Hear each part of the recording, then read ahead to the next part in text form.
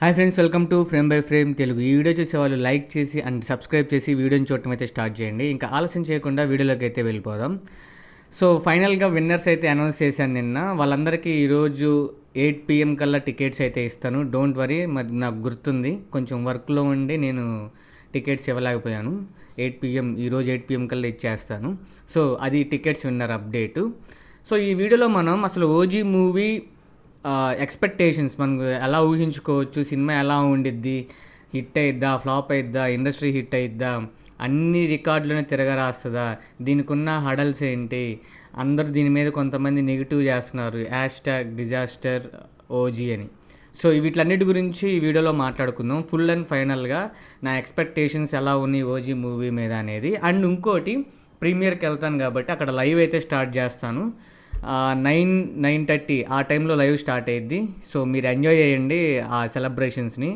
ఇప్పుడు మనం మాస్ థియేటర్కి వెళ్ళబోతున్నాం అనమాట ఈసారి. అక్కడ చాలా బాగుండిద్ది. సో అది సంగతి. సో ఫైనల్గా నాకు ఓజీ మూవీ మీద నాకు బాగా నమ్మకం ఉంది. ఓజీ మూవీ మీద నాకు మూడు ఫ్యాక్టర్లు బాగా నమ్మకం ఉంది. అది 1 పవన్ కళ్యాణ్ గారు, 2 సుజిత్ గారు, 3 తమన్ గారు. సో పవన్ కళ్యాణ్ గారు అందరికీ తెలుసు, అతని మొహం చూసే సినిమాకి వస్తారు.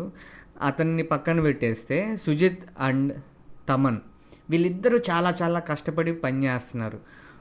మన హేటర్స్, పవన్ కళ్యాణ్ హేటర్స్ ఎవరైతే ఉంటారో, సుజిత్కి ఫ్యాన్స్ అయి ఉన్న వాళ్ళు కూడా ఈ సినిమా అయితే చూస్తారు, అతని కోసమైనా వెళ్తారు హేటర్స్. సో అల్టిమేట్గా ఈ సినిమాకి ప్లస్ జరిగిద్దని నేను అనుకుంటున్నాను. ఇంకోటి ఏంటంటే, ఇతను సాహో లాంటి సినిమా తీశారు, కాకపోతే అదేంటంటే నార్త్ సైడ్లో ఎక్కువ బాగా ఆడింది, మనకు తెలుగు సైడ్లో అంతగా ఆడలేదు. అంటే I mean hit, block buster hit కాదు, సినిమా హిట్. సో ఈ ఎక్స్పెక్టేషన్స్ ఎలా ఉన్నాయంటే, ఇతని మీద ఒక మంచి స్టోరీ తీసుకున్నారు, ఒక స్టైలిష్గా చూపుతున్నారు, అది పవన్ కళ్యాణ్ గారు ఉన్నారు దట్టు. సో స్క్రీన్ ప్లే అనేది చాలా క్రిస్పీగానే ఉంది. 2.5 గంటలు సినిమా, 2.5 గంటల 5 నిమిషాలు. సో నాకు తెలిసి స్పీడ్గానే వెళ్తుంది అనమాట. కానీ ఎక్కడో స్టోరీలో కనుక కొంచెం స్లో బేస్డ్ అయ్యి ఒక వర్గాన్ని కాపాడటానికి మళ్ళీ తిరిగి వచ్చాడు అనేది కాకుండా ఒక డిఫరెంట్ లైన్ అందులో మిక్స్ చేస్తే బాగుండిద్దని నేను అనుకుంటున్నాను. అలాగే చేసి ఉంటారు.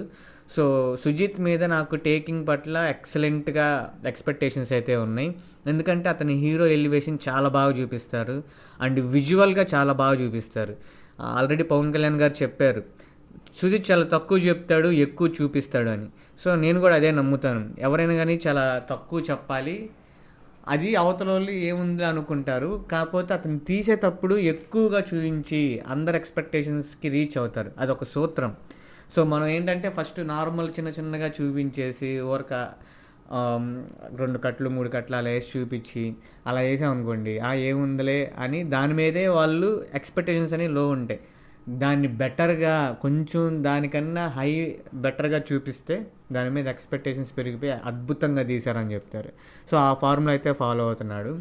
రెండోది, తమన్ గారు చాలా చాలా ప్రెస్టీజియస్గా తీసుకున్నారు. ఎందుకంటే తమిళనాడులో వచ్చిన ఖైదీ, విక్రమ్, లియో, బీస్ట్ ఇవన్నీ బ్యాక్గ్రౌండ్ స్కోర్ పిచ్చగా ఎక్కేసిందనమాట. ఆ విక్రమ్లో అయితే అందరి క్యారెక్టర్ బ్యాక్గ్రౌండ్ మ్యూజిక్ అనేది ఒక్కొక్కరికి ఒక్కొక్కలాగా వస్తుంది. సో వీటిలన్నిటిని బ్రేక్ చేయాలని చాలా చాలా కసిగా ఉన్నారు, దానికోసం ఎదురు చూస్తున్నారు. అది పవన్ కళ్యాణ్ గారి సినిమాలో చేస్తే ఎక్కువ మందికి వెళ్ళిపోయిద్ది అనమాట. సో ఆ టైంలో అది అదునుగా చూసుకొని మనోడు విర్రవీగుతున్నాడు అనమాట. ఆల్మోస్ట్ పెట్టాల్సిన ఎఫెక్ట్స్ అన్నీ పెడుతున్నారు. ఇప్పుడు ఒక మిక్సింగ్లో ఒక కొత్త రకం మ్యూజిక్ కొట్టబోతున్నారు. ఇప్పుడే ఫైనల్ అయిపోయింది. అది ఎలా ఉండిద్దో ఆ థియేటర్లో వచ్చినప్పుడు దాని క్లాప్స్ కానీ, విజిల్స్ కానీ, అరుపులు కానీ ఎలా ఉంటాయో చూడాలి. నేను దాని మీద ఎక్కువ ఎక్స్పెక్టేషన్స్ అయితే పెట్టుకున్నాను. దట్టు ఇంకోటి ఏంటంటే జపనీస్ స్టైల్. ఇప్పుడు జపనీస్ స్టైల్లో మాస్ ఎలివేషన్ ఊహించుకోండి ఒకసారి. బీజిఎం నెక్స్ట్ లెవెల్లో ఉండిద్ది. ఆ బీజిఎంలో, ఆ జపనీస్ స్టైల్లో, సుజిత్ టేకింగ్ జపనీస్ ఆఫ్ స్టైల్లో పవన్ కళ్యాణ్ గారిని చూస్తే అసలుకి స్క్రీన్స్ చినిగిపోతాయి. సో అంత ఎక్స్పెక్టేషన్స్ అయితే నేను పెట్టుకున్నాను అనమాట వాళ్ళిద్దరి మీద. ఆబ్వియస్గా ఇంకా పవన్ కళ్యాణ్ గారికి హిట్ వస్తే అది ఇండస్ట్రీ హిట్టే అయింది, బ్లాక్ బస్టర్తో ఆగిపోదు, మీరు చూసుకోండి. సో ఆ ఇండస్ట్రీ హిట్ కొట్టబోతున్నాం, కాలర్ ఎగరైపోతున్నాం అని చెప్పబోతున్నాను. ఎందుకంటే నాకు అంత కాన్ఫిడెంట్గా ఉంది.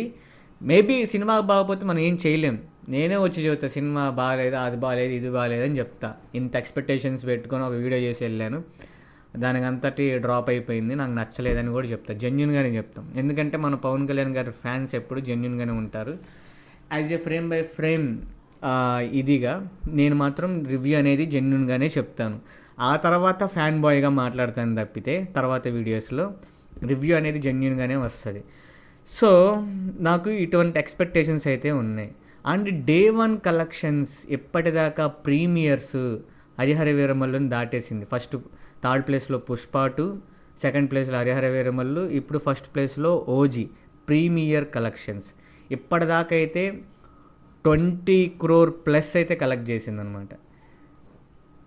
మన పుష్ప 2 వచ్చేసరికి 13.5, హరిహర వీరమల్లు వచ్చేసరికి నియర్ టు 16 to 17. ఇది 20 crores. ఇంకా షోస్ పెంచుతున్నారు. గుంటూరులో అయితే విపరీతంగా ఉంటున్నారు, 1000 రూపాయల బొక్క అన్నట్టు ఆలోచించట్లేదు. మీరు కావాలంటే డిస్ట్రిక్ట్ యాప్ ఓపెన్ చేసి చూడండి, గుంటూరు ఓపెన్ చేయండి. అలాగే అన్ని చోట్ల జరుగుతుంది, నైజాంలో కూడా జరుగుతుంది. ఇప్పటిదాకా నిన్నటి వరకు ఉన్న కలెక్షన్స్ ప్రీ బిజినెస్ సేల్ వచ్చేసరికి 75 crores. అండ్ ఈ సినిమా 162 కోట్లకి థియేట్రికల్ ట్రైలర్స్ రైట్స్ అయితే తీసుకున్నారు వరల్డ్ వైడ్. సో అందులో రెండు తెలుగు రాష్ట్రాల్లో ప్లస్ ఓవర్సీస్ ఇండియా వైడ్ ఇవన్నీ కలుపుకొని 162 నెట్ కలెక్ట్ చేయాలి. గ్రాస్ వచ్చేసరికి 320 crores కలెక్ట్ చేయాలి. సో నాకు తెలిసి ఫస్ట్ డేనే ఇది 75 crores షేర్ అయితే కలెక్ట్ చేసింది. ఇంకా కంటిన్యూ ఈరోజు ఉంది, రేపు ఈవినింగ్ దాకా కూడా ఉందన్నమాట. ఫస్ట్ డే కలెక్షన్స్ కోసం రేపు ఈవినింగ్ సెకండ్ షో దాకా ఉంది. సో ఈలోపు ఎంత మ్యాక్సిమం కలెక్ట్ చేసిద్ది నా ఒపీనియన్ ప్రకారం అయితే ఒక 80+, అది ఒక 8, 90, 20. నాకు తెలిసి ఇది మ్యాక్సిమం 100 to 130 crores, 130 కోట్ల దాకా అయితే కలెక్ట్ చేయొచ్చు రేపుటి కూడా కలుపుకొని. ఒకవేళ బ్లాక్ బస్టర్ హిట్ అయింది అనుకోండి, అది ఇంకా 160, 170 కోట్లకి వెళ్ళినా కానీ ఆశ్చర్యపోనక్కర్లేదన్నమాట. సో అది డే 1. లాంగ్ రన్లో కూడా బ్లాక్ బస్టర్ హిట్ కానీ అసలుకి ఇండస్ట్రీ హిట్ అయితే ఈజీగా 500 to 600 crores ఈజీగా దాటేసిద్ది ఫస్ట్ వీక్లోనే. ఆ తర్వాత వచ్చేదంతా ఎడిషనల్. ఇది మళ్ళీ తీసుకెళ్ళి జపనీస్లో కూడా రిలీజ్ చేస్తారు. అప్పుడు వచ్చే కలెక్షన్స్ దంగల్ ఎలాగైతే రిలీజ్ చేశారో ఇది కూడా అలాగే రిలీజ్ చేస్తారు. Full fledged Hindi version, full fledged Tamil version ఇవన్నీ కూడా రిలీజ్ చేస్తారు. సో ఇంత ఎక్స్పెక్టేషన్స్ అయితే ఉన్నాయి. పవన్ కళ్యాణ్ గారి కెరియర్లోనే ఇది బిగ్గెస్ట్ హిట్ కాబోతుంది. సినిమా బ్లాక్ బస్టర్ అయితే అది నెక్స్ట్ లెవెల్. అది ఏ రికార్డులను బ్రేక్ చేస్తుందో మనం చెప్పలేము. ఓవర్సీస్లో అయితే అల్లాడిచ్చేస్తుంది అనమాట. ఓవర్సీస్లో రాంగ్ రన్లో వచ్చేసరికి 80 to 90 crores దాకా ఈజీగా కొట్టేసిద్ది. సో ఇక్కడ కూడా మీకు తెలియని ఏముంది తెలుగు రాష్ట్రాల్లో. సో దీని మీద అయితే ఎక్కువ ఎక్స్పెక్టేషన్స్ ఉన్నాయి. దట్టు లాస్ట్ మిస్ అవ్వద్దు. లాస్ట్ 2 minutesలో ఉండే సినిమాలోనే హైలైట్ అనమాట. అది నెక్స్ట్ లీడ్కి, నెక్స్ట్ పార్ట్ 2 కానీ లేదా నెక్స్ట్ వేరే యూనివర్స్ కానీ కనెక్ట్ అయ్యే ఛాన్స్ ఉండిద్ది. లేదంటే ఒక ఇంట్రెస్టింగ్ క్యారెక్టర్ నటించబోతారు. అది ఎవరనేది మీ అందరికీ తెలుసు. సో ఈ మూడిట్లో మాత్రం ఖచ్చితంగా ఏదో ఒకటి జరిగిద్ది. సో అవి గాయస్ నా ఎక్స్పెక్టేషన్స్. నా ఇన్ఫర్మేషన్ కనుక నచ్చితే లైక్ చేయండి, షేర్ చేయండి, సబ్స్క్రైబ్ చేసుకోండి. మళ్ళీ నెక్స్ట్ వీడియోలో కలుద్దాం. బాయ్.